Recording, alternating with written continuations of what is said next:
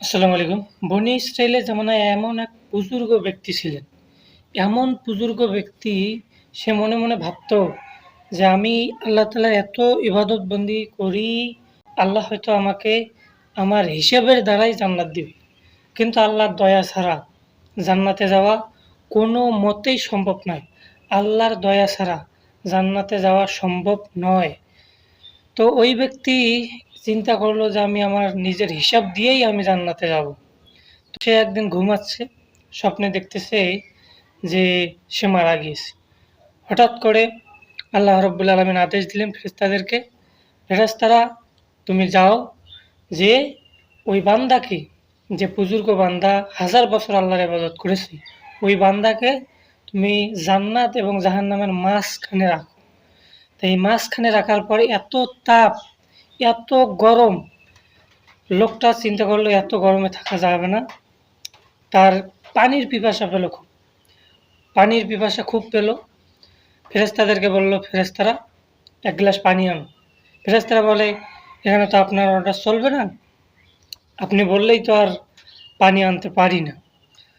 তো কি করা লাগবে? লোকটি জিজ্ঞাসা করলো, কি করা লাগবে? ফেরেশতা বলল, তোমার 500 বছরের আমল আমাদের দিয়ে দিতে হবে, তাহলেই এক গ্লাস পানি পান করতে পারবো। লোকটা বললে, এত পিপাসা, এমন মুহূর্তে 500 বছরের ইবাদত নিয়ে নাও, অন্তত এক গ্লাস পানি আনো। এক গ্লাস পানি আনা হলো।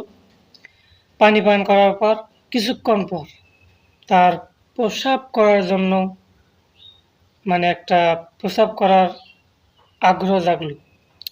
তা ফেরেশতা বলল, যেখানে সেখানে প্রস্রাব করা যাবে না, যদি প্রস্রাব করতে চাও 500 বছরের ইবাদত দিতে হবে, তাহলে তুমি প্রস্রাব করতে পারবে।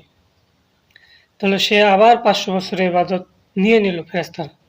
তারপরে প্রস্রাবের জায়গা দেখিয়ে দিল, প্রস্রাব করলো। শুধু এক গ্লাস পানি পান করলো আর এক গ্লাস পানি বের করলো, এতেই 1000 বছরের ইবাদত শেষ।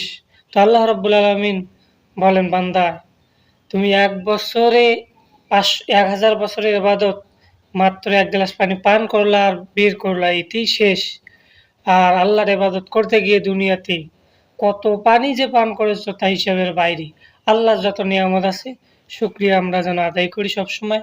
এবং শেষ কথা হলো, আমরা আল্লাহর দয়া ছাড়া, আল্লাহর রহমত ছাড়া জান্নাতে যাওয়া সম্ভব নয়। আসুন আমরা সে আল্লাহ রব্বুল আলমিনের পথে ফিরে আসি, ইসলামের পথে চলি। ধন্যবাদ সবাইকে। আসসালামু আলাইকুম।